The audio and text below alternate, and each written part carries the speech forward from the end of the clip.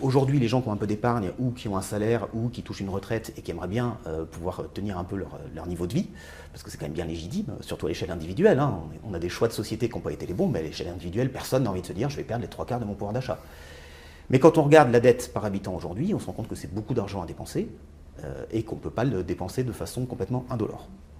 Donc là encore, pour savoir ce qui va se passer, encore une fois, je ne préconise rien là, hein, je sors juste le livre d'histoire pour voir ce qui nous attend. Et donc, effectivement, de l'inflation, beaucoup d'inflation. Donc, destruction de toutes les valeurs monétaires, ça c'est l'étape numéro 1. Ça veut dire quoi, destruction des valeurs monétaires? Dans un langage de la rue, ça veut dire quoi? Ça veut dire que les gens qui ont mis de l'argent, mais que ce soit à la banque, sur le livret A ou dans une assurance vie, alors on n'est plus des sauvages, donc on ne leur prend pas l'argent. On sait que quand on taxe l'argent, quand on bloque tout, les gens ils descendent dans la rue. En France, on a un corpus de lois qui nous permet de saisir l'assurance vie. C'est un vrai risque, effectivement, l'État, s'il y a un problème sur les obligations d'État, il peut saisir les assurances vie, enfin geler les rachats, ça revient au même. Je ne pense pas qu'ils vont faire ça. C'est vrai que vous ne pouvez plus récupérer votre argent, voilà. Votre assurance vie. Vous avez 1000, 10 000, 100 000 euros sur une assurance vie, vous disiez que vous allez le transmettre à vos enfants, vos petits-enfants, et puis on vous dit, non, désolé, on va plutôt attendre 10 ans. Voilà.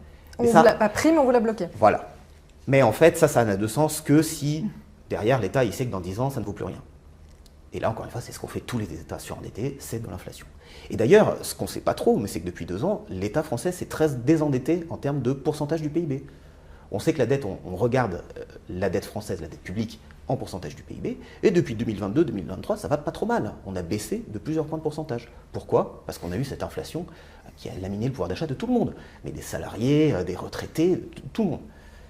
Et ça, pour l'État, ça a été la meilleure affaire budgétaire depuis les 20 dernières années, depuis l'arrivée de l'euro. Donc, ça a très bien fonctionné depuis 2 ans. Alors, ça fait du mal aux citoyens, mais pour l'État, ça a bien fonctionné. C'est évidemment ça qui va se passer de nouveau.